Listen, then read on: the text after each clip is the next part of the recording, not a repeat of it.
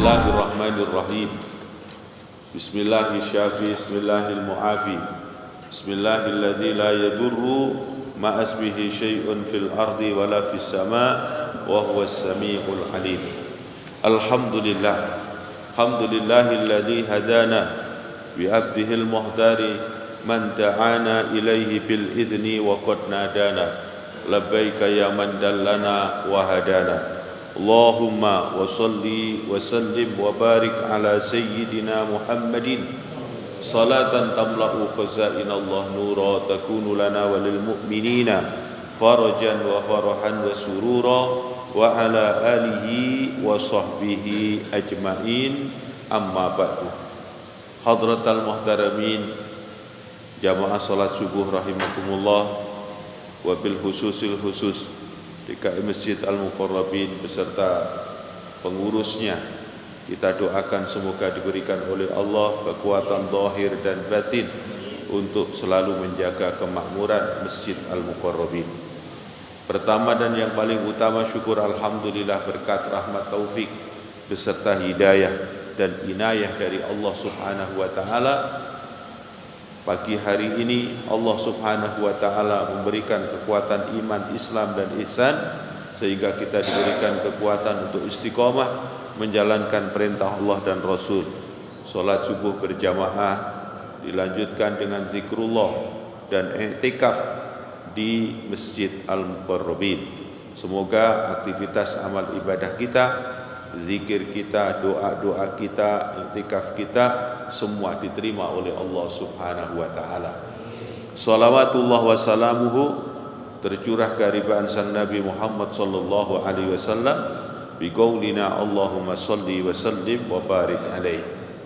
Tak terlupakan kita doakan juga saudara-saudara kita kaum muslimin wal muslimat yang Allah takdirkan pada tahun ini untuk menyempurnakan rukun Islam yang kelima, yakni ibadah haji ataupun ibadah umrah. Kita doakan semoga dalam perjalanannya dimudahkan oleh Allah, diberikan kekuatan zahir dan batin, sehat walafiat. Sesampainya di kota suci Makkah nantinya bisa menjalankan rukunnya, wajibnya, sunnah-sunnahnya dalam pelaksanaan ibadah haji dan umrah, dan juga bisa menjauhi semua larangan-larangan yang bisa merusak nilai-nilai ibadah haji dan umrahnya, dan kembali lagi ke tanah air mendapatkan predikat dari Allah haji yang mabrur dan mabrurah. Dan semoga kita yang mendoakannya di tahun-tahun berikutnya Allah berikan rizki yang halal barokah, sehat walafiat, bisa melaksanakan ibadah haji ataupun umrah. Hadirin wal hadirat rahimakumullah, kajian kita melanjutkan tentang bagaimana amaliyah ibadah salat sunnah baginda Nabi kita Muhammad sallallahu alaihi wasallam. Qala Abdullah bin Abbas, berkatalah Abdullah bin Abbas, wa qumtu ila jambihi fa wada'a Rasulullah sallallahu alaihi wasallam yadahu yumna ala ra'si summa akhadha bi uduni al-yumna wa watalaha wa fi riwayatin fa akhadha bi uduni fa adarani an yaminihi fa shalla rak'ataini summa rak'ataini summa rak'ataini summa rak'ataini summa rak'ataini summa rak'ataini sitta marrat summa awtara summa taja'a hatta ja'ahul muadzinu fa qama wa shalla rak'ataini khafifataini summa kharaja wa shalla subha. Ada satu yang diriwayatkan, hadis yang diriwayatkan oleh Abdullah bin Abbas menceritakan tentang kaifiyah, contoh-contoh yang telah dicontohkan oleh Nabi, dan Abdullah bin Abbas ini menyaksikan secara langsung. Pernah suatu ketika beliau ini menginap di satu rumah yang sama, yaitu di Sayyidah Maimunah. Kemudian pada saat sudah masuk nisful lail, separuh dari malam, Rasulullah sallallahu alaihi wasallam bangun terus melaksanakan ibadah sholat malam, sholat sunnah, sholat malam. yang dalilnya kita sudah sama-sama memahami dan mengetahui. Paling tidak kalau di dalam Quran yang sangat mutawatirah kita lihat, yaitu dalam surat Al-Isra Allah berfirman, wa minal laili fatahajjat bihi nafilatan lak asa ayyab'atsaka rabbuka maqaman mahmudah. Kalau mengamalkan ayat ini terasa berat, maka ada lagi yang lebih ringan, yaitu di dalam Quran surat Al-Muzammil. Allah menyatakan, ya ayyuhal muzammil qumil laila illa qalilan nisfahu aw inqus minhu qalila. Jadi diberikan oleh Allah kalau mampu di separuh malam. Kalau kita tidak mampu, illa qalil, tinggal sedikit. Saat ini subuhnya boleh dikatakan agak siang sebutannya. Ketika kita ini bangun, ya, misalnya jam 4, ya, kita masih ada waktu setengah jam lebih sedikit untuk bisa menghidupkan malam-malam tersebut yang disebut illa qalil, tinggal sedikit. Kita bisa masih cukup untuk melaksanakan sholat tahajud, masih bisa kita melaksanakan sholat hajat, kemudian menutup akhir dengan sholatul witri. Ini yang dikisahkan oleh Abdullah bin Abbas ini. Pada saat beliau melihat Rasulullah bangun, maka segeralah beliau juga bangun. Kemudian ketika Rasulullah SAW melaksanakan sholat malam, maka beliau juga langsung ikut kepada Rasulullah untuk melaksanakan sholat malam. Cuman yang dikisahkan beliau ini adalah saat beliau ini posisi berdiri di belakang Rasulullah sebagai makmum dalam sholat malam itu, di dalam posisinya beliau adalah berdirinya itu di tempat yang salah. Jadi beliau berdirinya adalah di sebelah kiri. Maka sahabat Rasulullah diberikan satu isyarat untuk pindah di sebelah kanan. Dan ini menjadikan dalil di dalam bab sholatul jamaah, ittiba kepada apa yang telah dicontohkan oleh Nabi. Kalau kita sholatnya hanya berdua, maka sang imam, ya, posisinya adalah meletakkannya adalah di sebelah kanannya, jadi bukan di sebelah kiri.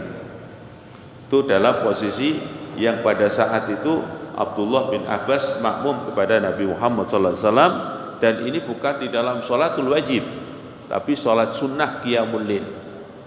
Dan ini juga yang dijadikan oleh para ulama-ulama untuk menjadikan satu dalil bahwa diperkenankan sholat malam itu dilakukan bil jamaah. Karena pada saat itu Rasulullah tidak memberikan satu larangan yang kemudian menjadikan asbab bahwa sholat malam itu harus dilakukan dengan sendiri, itu tidak. Jadi membiarkan, bahkan memberikan posisi yang benar, yaitu Ibnu Abbas atau Abdullah bin Abbas ini disuruh berdiri di posisi di sebelah kanannya Nabi Muhammad SAW. Jadi ini sudah bisa melahirkan dua hukum. Hukum yang pertama adalah bagaimana dianjurkan untuk selalu menghidupkan sholatul lail. Kemudian dicontohkan langsung oleh Rasulullah, disaksikan oleh Abdullah bin Abbas. Kemudian diperbolehkan juga untuk melaksanakan sholat berjamaah. Seandainya seperti di beberapa masjid ada istilah menghidupkan malam pada saat Ramadan yang dikenal dengan 10 terakhir, ya, itu dilaksanakan dengan berjamaah, yaitu yang dijadikan dalil adalah kisah ini, kisah Abdullah bin Abbas ini yang pada saat itu sholat sunnah di belakang Rasulullah sebagai makmum, sama Rasulullah diizinkan. Kemudian beliau menyatakan lanjutannya, hadisnya ucapannya terulang, fa shalla rakaataini sampai 6 kali. Berarti di situ beliau adalah mengikutinya dalam kondisi berapa? 12 rakaat. Kalau 6 kali ucapan rakaataini. Kemudian setelah itu, ya, summa autaro, kemudian melaksanakan sholat witir. Setelah itu masih ada waktu menjelang waktu subuh, summat toja'a hatta ja'ahul muadzinu. Ya, ittija yaitu kita disuruh apa? Berbaring dalam kondisi miring, ya, berbaringnya miring adalah ke sebelah kanan. Bukan tidur. Ini adalah ittija yang disunahkan oleh Nabi kalau kita kepingin mengamalkan amaliyah sunnah. Jadi ketika selesai melaksanakan qiyamul lail, kemudian menutup pelaksanaan dengan sholatul witir, sholat witir, kemudian berbaring sejenak menunggu waktu subuh tiba. Terus dikatakan summa taja'a hatta ja'ahul muadzin. Kemudian datanglah muadzin. Muadzin yang biasa melaksanakan di zaman itu adalah sahabat yang bernama adalah Ummi Maktum. Ummi Maktum itu yang memang diuji oleh Allah dalam kondisi beliau adalah a'ma, seorang yang buta. Jadi kalau beliau akan melaksanakan azan subuh, nunggu khobar dari orang-orang ataupun nunggu khobar isyarah dari Nabi atau sahabat-sahabat yang lain bahwa waktu subuh telah tiba. Bahkan juga dalam satu riwayat ini Ummi Maktum juga pernah mendapatkan amar untuk menjadi imam. Jadi boleh seseorang yang ada sedikit satu ujian dari Allah, kekurangan dalam posisi pandangannya, ya, buta, nanti pada saat itu diperkenankan dia untuk menjadi imam, juga diperkenankan untuk menjadi seorang muadzin. Tapi semua dia akan melakukan itu semua adalah dengan dalil ataupun dengan petunjuk-petunjuk yang diberikan orang yang sempurna dalam keadaan pandangannya, pendengarannya, sehingga tahu waktu bahwa ini waktu subuh telah tiba. Kemudian ketika dia akan menjadi ya'umu alal jamaah, akan menjadi imam, juga dia harus tahu arah kiblat yang tepat di mana, itu harus ditunjukkan kepada orang-orang yang ada di sekitarnya tersebut. Wa fi sahihi, di dalam hadis yang sahih, an Anas radhiyallahu taala anhu anna Rasulullah sallallahu alaihi wasallam kana yatawaddau inda kulli salatin. Ya, ini diberikan satu bimbingan juga oleh Nabi Muhammad sallallahu alaihi wasallam untuk senang untuk tajdidul wudu, memperbarui wudu, ya, memperbarui wudu. Karena Rasul sallallahu alaihi wasallam menyatakan bahwa setiap beliau itu melaksanakan sholat walaupun dalam kondisi belum batal, itu senangnya adalah beliau adalah memperbarui, ya, wudunya. Jadi wudunya diperbarui. Maka dinyatakan adalah beliau yatawaddau inda kulli sholatin. Beliau selalu berwudu setiap mengerjakan sholat. Jadi diulang-ulang dalam pelaksanaan wudunya. Tapi ada juga riwayat-riwayat lain, tapi ini adalah cerita dari salafun shalih, banyak yang mempertahankan wudu tanpa juga untuk mengulang wudu. Biasanya yang sering kita adalah laksanakan itu adalah bainal isya'in, antara waktu maghrib dan isya. Jadi ketika kita waktu maghrib melaksanakan sholatul jamaah, ba'da sholatul jamaah zikrullah secukupnya, summa kemudian kita hidupkan amaliyah sholat sunnah. Kemudian ketika itu kita lanjutkan dengan beriktikaf, dengan kegiatan mungkin ada mudzakarah, ada qiraatul Quran, ada zikrullah sampai waktu isya. Nah ini ada pilihan kita, boleh tanpa wudu lagi karena wudunya memang masih dalam keadaan tidak batal. Umpama kita pengen tajdid, memperbaruinya, wudu lagi gimana? Afdal, gak ada masalah. Dan kalau kita bicara dengan Al-Quran, Allah juga menyatakan sangat senang, Allah itu sangat senang mencintai orang-orang yang senang untuk melaksanakan bersuci, dan senang orang-orang yang ahli bertaubat. Jadi kita menyibukkan diri antara maghrib dan isya dengan istighfar, disukai banget sama Allah, dicintai sama Allah, ya. Kemudian kita adalah melaksanakan wudu kembali juga dicintai oleh Allah.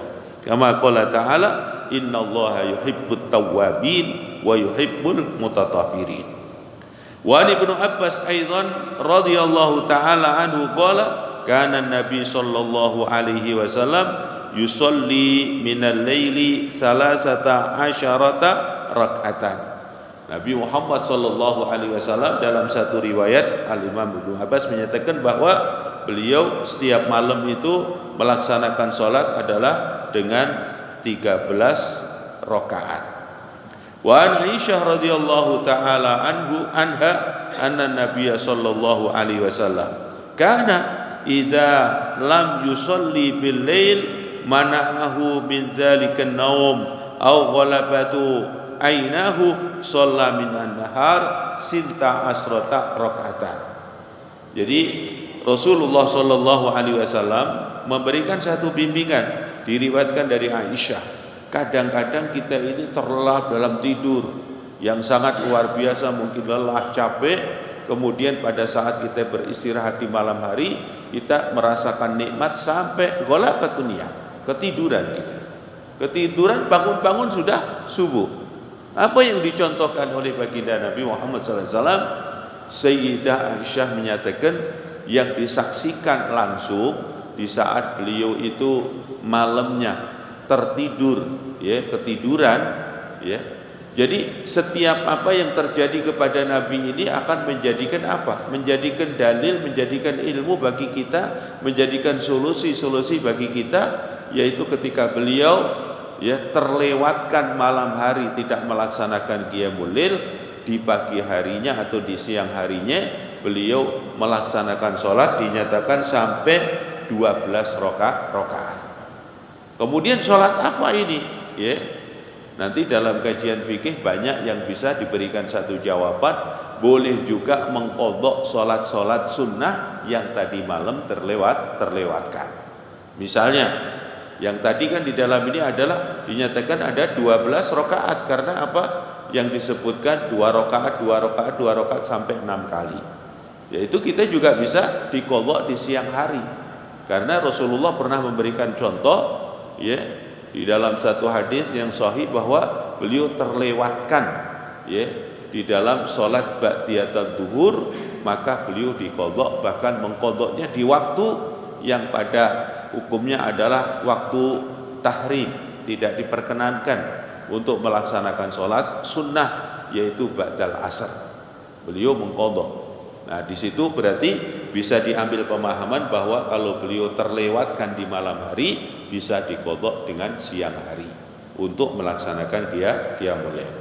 Hadirin jamaah sekalian rahimakumullah, semoga Allah selalu memberikan pada kita kekuatan untuk selalu ittiba, mengikuti sunnah-sunnah Nabi Muhammad sallallahu alaihi wasallam, terutama adalah belajar untuk menghidupkan amaliyah sunnah di dalam kehidupan kita, mencontoh Nabi. Di dalam bulan Ramadan kita selalu melaksanakan ibadah sunnah begitu banyak, diusahakan juga di hari-hari yang lain yang bukan Ramadan kita belajar juga untuk menghidupkan sunnah-sunnah sebagaimana yang dicontohkan oleh Nabi kita Muhammad sallallahu alaihi wasallam. Ya arhamar rahimin warij 'alal muslimin, Allahumma arzuqna ilman nafi'ah, rizqan halalan thayyiban mubarakan fih, Allahumma arzuqna ziyaratal haramain, Allahumma arzuqna ziyaratal Makkah wal Madinah, Allahumma la tada' fi majlisina hadza dzamban illa ghafarta, hamman illa farajta, maridan illa syafaita, wa la daynan illa qadaita, hajatan min hawaijid dunya wal akhirah illa qadaita yassartaha ya arhamar rahimin. Wa sallallahu ala khairi khalqi